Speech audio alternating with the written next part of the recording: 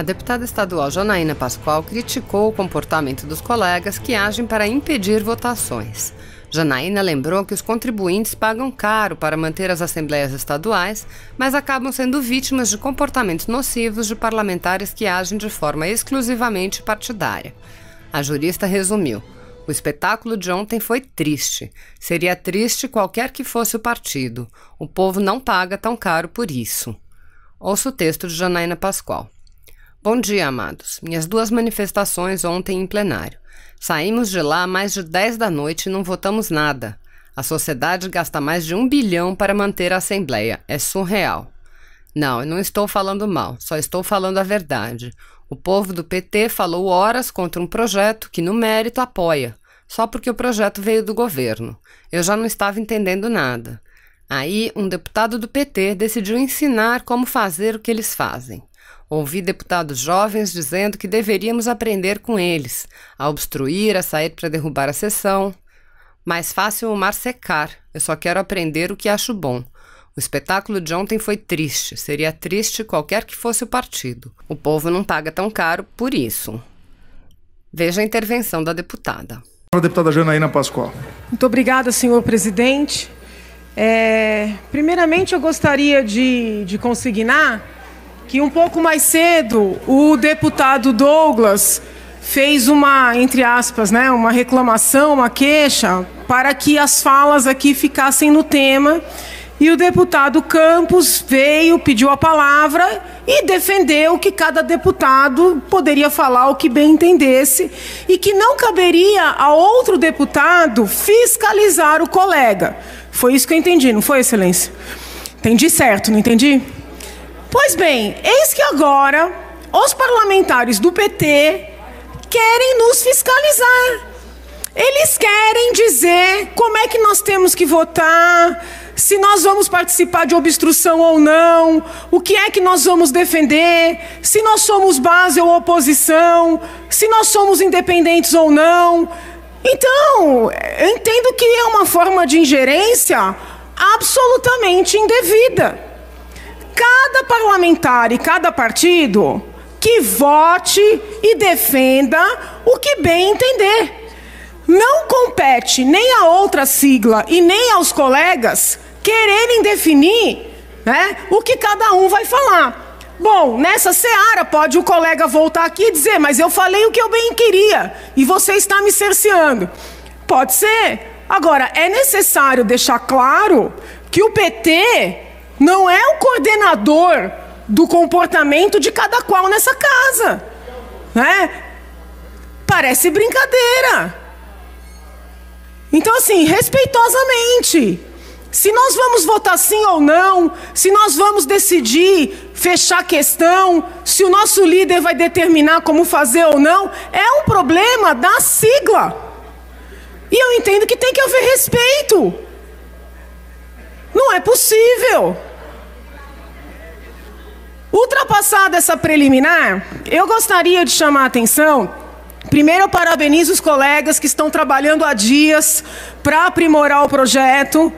Eu tenho acompanhado o esforço que os colegas estão fazendo e acho isso digno de nota. E eu gostaria, para colaborar, de chamar a atenção para alguns pontos. Eu entendo que a matéria é importante, mas ainda acho que o texto... Vossa Excelência quer uma parte? Uma parte. Faz favor. Deputada Janaína, deixando de lado todas as nossas divergências, eu quero dizer que o senhor tem razão. Obrigada. Toda a razão. Nenhum partido pode tentar interferir em outro partido. Isso é inadmissível nessa casa, inadmissível no Estado e no país. O senhor está de parabéns, é o que eu defendo. E a senhora está tomando essa atitude, a senhora está corretamente agindo em defesa do seu partido e da nossa dignidade. Muito obrigada. Muito obrigada. Eu ainda entendo, colegas que estão nesse trabalho árduo, o qual eu louvo, que é necessário tornar a lei mais taxativa, ou seja, a lei mais clara. Percebam bem, receber, armazenar ou dar destinação final a embalagens vazias de agrotóxicos e afins em desacordo com as disposições legais. Quais disposições? Quem vai dizer quais são as infrações aqui nesse caso. É importante... Senhor presidente, para uma verificação de presença... Mas eu posso terminar minha fala? Na verdade, preservado o tempo de Vossa Excelência, deputada Janaína, se a gente não tiver 24 deputados no plenário, Vossa Excelência não pode, porque teoricamente a gente não teria sessão, a gente tem que verificar. Então, peço à mesa aqui que faça uma breve contagem, se nós temos 24 deputados no plenário. Preservado o tempo da deputada Janaína.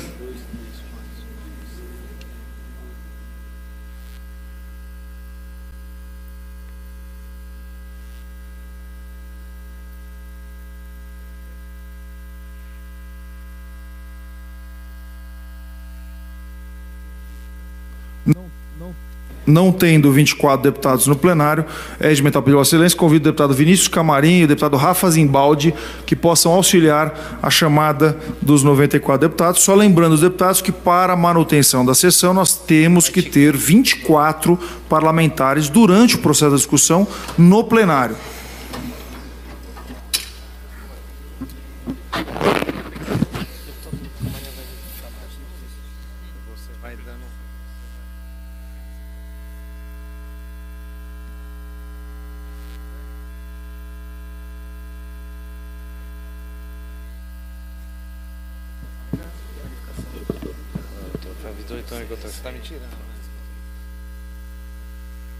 Senhor presidente, primeira verificação de presença requerida pela nobre deputada Márcia Lia.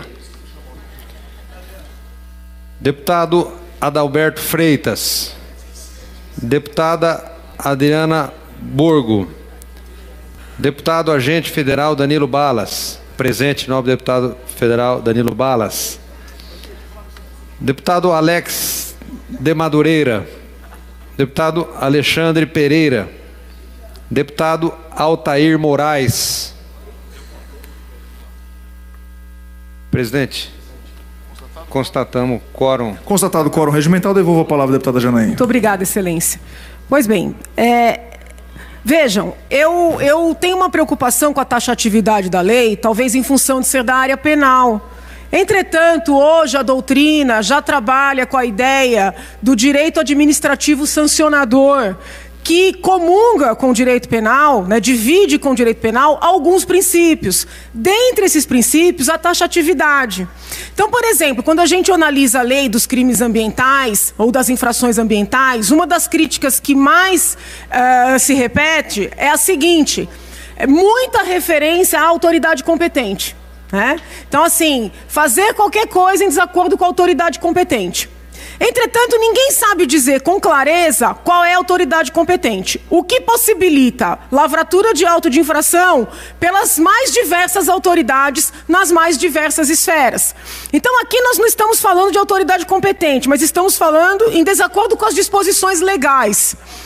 Em desacordo com as disposições legais, abre margem para a pessoa que está produzindo, que está trabalhando, ter que olhar as muitas normas municipais, as muitas normas estaduais, as muitas normas federais.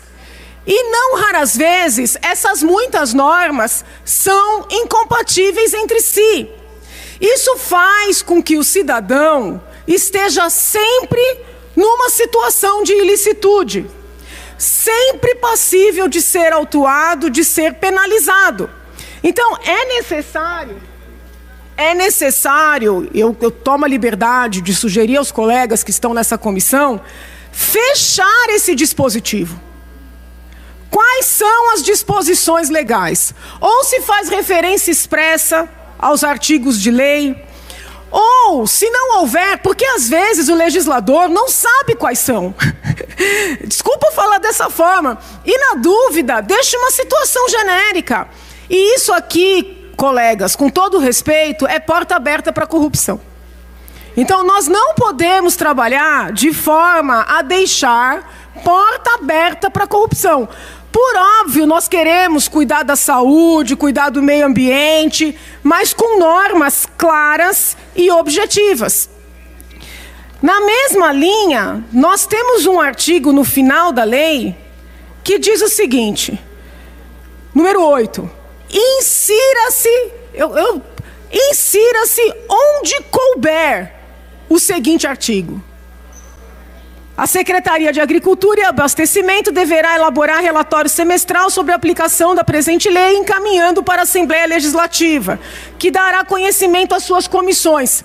Como é que a gente publica uma lei, aprova uma lei, que diz, insira-se onde couber o presente artigo? Faz parte do nosso trabalho tentar zelar pela sistematicidade da legislação. Então, por mais importante que seja a matéria, nós não podemos aprovar uma lei com essa característica. Uma outra questão que eu acho que seria interessante a comissão, se puder discutir, é essa ideia, que eu sei que politicamente é correta, mas de instituir um comitê consultivo, coordenado por representante das secretarias e assim por diante. O que nós temos nesse país são conselhos e comitês inoperantes, e comissões inoperantes. Então, toda vez que se cria uma comissão, um comitê, um conselho, desculpem, né? Eu posso estar sendo dura demais, radical demais, exagerada, já é sabendo que não vai acontecer nada. Então, talvez seja melhor fazer uma lei mais enxuta, mais objetiva e mais efetiva. Porque quando a gente fala, vamos fazer um comitê, é meio que para passar a nossa responsabilidade. Serão feitos relatórios. Eu pergunto, quem é que vai ler esses relatórios? Ninguém. Então, por que a gente vai criar uma lei que já começa errada? Então, eu gostaria de dizer para os colegas que não é que eu estou contrária a disciplinar esta matéria, que é uma matéria de primeira importância. Mas vamos enxugar ainda mais, tornar essa lei clara para que ela seja efetiva. Porque senão a gente vai deixar as pessoas que querem produzir, né, numa situação de insegurança, passíveis de serem autuados por várias autoridades ao mesmo tempo. Então eu acho que esse tem que ser um compromisso da Assembleia, fazer leis eventualmente até duras. Não é que não pode ter sanção, mas que o que é proibido fique claro e a resposta para quem descumpre a norma também seja objetiva. A pessoa sabe o que está proibido e sabe ao que ela está sujeita. Só assim uma lei funciona e só assim a gente protege a sociedade de corrupção. Com relação ao PL1, hoje eu achei que foi bem produtiva a conversa durante o Colégio de Líderes. Eu não sou líder da bancada, mas eu fiz questão de acompanhar. E me parece que ainda é necessário o governo tentar traçar um caminho para cada uma das empresas. Talvez não seja necessário fazer tantos projetos conforme o número das empresas. Mas os próprios presidentes das instituições que nos visitaram hoje e tiveram a boa vontade, né, de fazer as suas apresentações, eles deixaram claro que eles não sabem qual será o futuro de cada empresa. Os presidentes, por exemplo, líder da Prodesp e do IMESP, disseram que provavelmente haverá uma fusão e que eles estão fazendo altos estudos. A preocupação que a gente fica, torno a dizer, em dar ok para esse projeto, em aprovar esse projeto, se amanhã esses estudos indicarem outro caminho, podem tomar outra medida com relação a essas duas empresas. E a mesma situação se verifica com relação às demais. Por que eu estou falando de Prodesp e IMESP? Porque a Prodesp e o IMESP se mostram empresas superavitárias, diferentemente das demais que são deficitárias. Então, nós temos que levar essas questões em consideração para aprovar, né, um programa, um pacote de desestatização, com o qual eu concordo, mas de maneira responsável e de forma que nós possamos cobrar resultados. Porque da maneira como os presidentes fizeram as suas apresentações, nós não sabemos o que ocorrerá com as empresas, nós não sabemos o que será feito do dinheiro, nós não sabemos, e aqui eu acho que é muito importante, quem prestará os serviços. Depois, quando entraram os representantes dos funcionários, eu pude conversar ao final com aquele que veio representar os funcionários da Prodesp. E ele chamou a atenção para um ponto que eu confesso, até este momento, eu não tinha atentado para ele. A Prodesp gerencia todo o trabalho do Poupa Tempo. O Poupa Tempo é um dos maiores orgulhos do nosso Estado. Então, vejam, não é que nós seremos irresponsáveis de dizer somos contra por sermos contra, mas nós queremos saber como é que ficará a gestão do Poupa Tempo. Porque nós não podemos perder um serviço, um conjunto de serviços que é modelo para o país e, ouso dizer, é modelo para o mundo. Porque poucos são os países que têm estruturas tão organizadas para tantos serviços diversos em tão pouco tempo como é o Poupa Tempo. Então, essas questões não significam estar contra, estar a favor, ser base, ser oposição. Significam apenas querer o bem do nosso Estado. Não acho que houve má fé na maneira de elaborar o projeto, mas talvez tenha havido um assodamento, que acaba gerando essas inseguranças todas. Então, me parece muito importante que os coordenadores, que os secretários envolvidos, eu pensei até em nós convidarmos, não para constranger, mas para esclarecer, o próprio secretário Meirelles, que tem falado sobre o tema na imprensa e poderia vir aqui conversar conosco, expor esses detalhes, porque também fica tudo registrado de maneira, vamos dizer assim, pública, acaba sendo uma assunção de compromisso com esta casa, com a população de São Paulo, não com o intuito de constranger, de criticar, de atacar, mas com o intuito positivo de esclarecer, porque é um projeto, é uma proposta importante, são empresas que muitos podem considerar menos importantes, mas que prestam serviços relevantes. E esses serviços terão que ser prestados. Então, esse detalhamento ele é necessário, para que a gente possa dar um voto de qualidade. Eu agradeço a paciência, apesar do adiantado da hora. Muito obrigada, senhor presidente. Pela ordem. Se você apoia Jair Bolsonaro, curta este vídeo. Manifeste a sua opinião e compartilhe para que a vontade do povo brasileiro seja conhecida. Inscreva-se no canal para ter acesso gratuito ao nosso conteúdo. Uma produção Folha Política.